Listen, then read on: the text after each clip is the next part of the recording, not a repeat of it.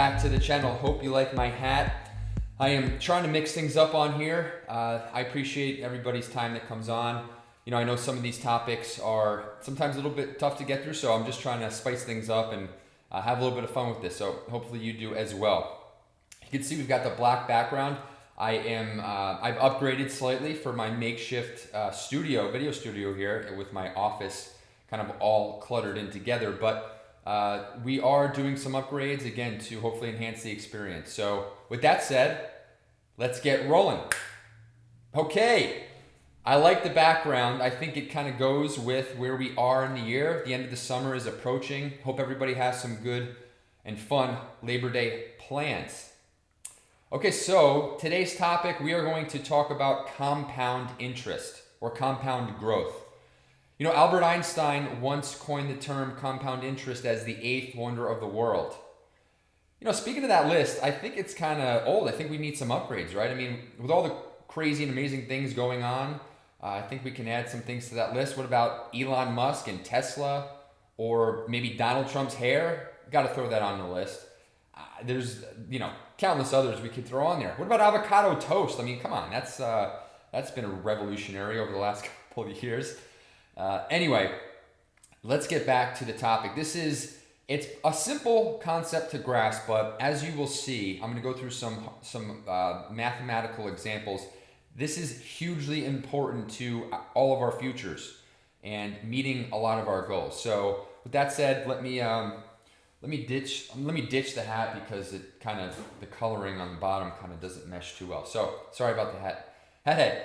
But anyway, let's get into some mathematical examples, and I want to talk psychology about this briefly before we finish up. So we're going to use a 25-year-old as our example. So this person, he or she, is just kind of getting started in their career. Hopefully this is the lowest amount of career earnings they'll have, with the thought of promotions and different career moves and making money as they go through the process.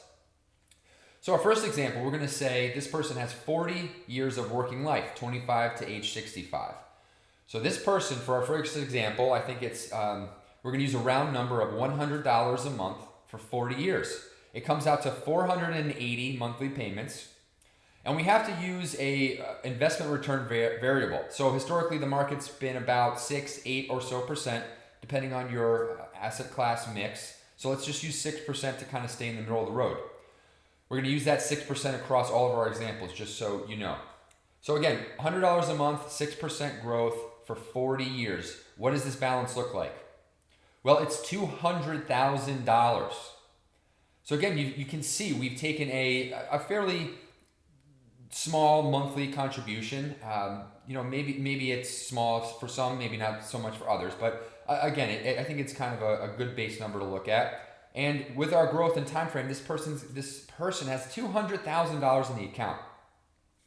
Now, let's say that they are able to do a little bit more. I want to stick with this same example, but with increasing the monthly contribution. So this person, instead of doing $100 a month, they're going to increase it by $150.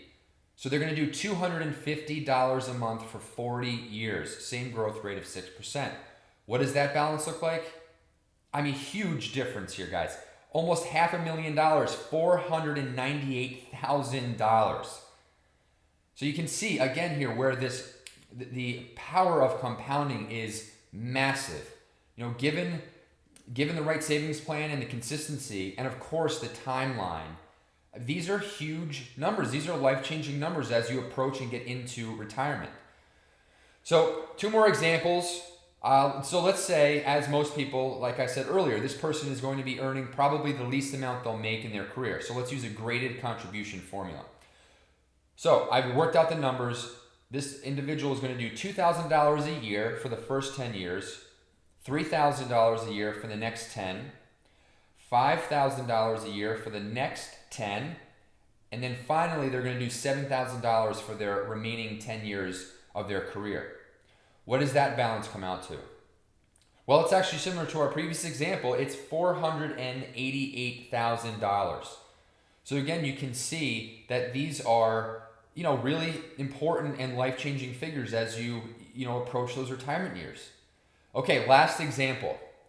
So let's just say our 25-year-old wants to start out fairly, kind of low, at $250 a month or $3,000 a year for their first decade of working. But then, for the remaining 30 years, they're going to do $6,000 a year every year. What does that balance look like? You guys do the math? You got it? Okay, I got it. It's $700,000. I mean, this is really, really impressive stuff. Don't you guys think? I mean, these numbers, while they're simple calculations, it is, like I said, these are life-changing numbers. These are going to, really change your lifestyle into retirement. So, and this is just not just for retirement. If you're in your 20s, maybe you just graduated college, you're looking forward to buying a house in the next 10 years, you can use these formulas, and I actually included a link to our website. We have a financial calculator tab on our website, so check that out. But you can play around with these numbers, and it's for any type of goal, any type of time horizon, 5 years, 10 years, 40 years, whatever it is. It's simply a matter of, understanding what the input variables are, and it's a fairly easy calculation once you kind of have that figured out. So check out our website to, set goals for yourself, whether it's a vacation home, a first home, retirement, whatever it is. Check that stuff out because it's really cool and it's pretty easy to use. So before I let you guys go, I want to talk quickly about the psychology aspect of this, because this is where the battle is won or lost. And why is that? So coming up with a game plan and a strategy, sitting down every year, maybe it's every 3 or 5 years, after every job promotion you get, or maybe a spouse has been furloughed or let go and you have to sit down again. Understanding that this is not a set it and forget it thing. Yeah, you could do that, like the $100 a month example I gave you, but you really should be doing your best to try to squeeze out as much as you can in any given month, or whatever your savings frequency is, monthly, quarterly, annually. Squeeze out as much as you guys can, because these numbers are going to pay off hugely down the road. Think automatic.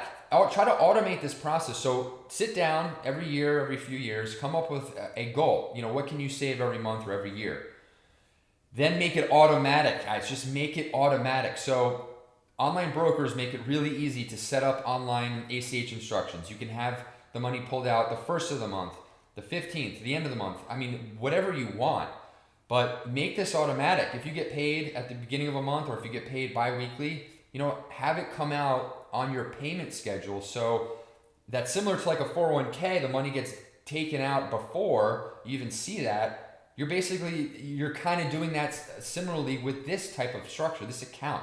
So make it automatic and make the frequency automatic as well. Again, thank you guys for the time. Always appreciate all of your time. I know we've gone over quite a bit, but this is a really important topic. I wanted to, give a handful of real life math examples, but then obviously break into the other psychological component to it as well. So thank you guys for sticking it out. This is a really important topic, but one that, as you can see, down the road over time really, really pays off. So stay the grind. I look forward to seeing you guys in the next video, and I hope you all have a great day.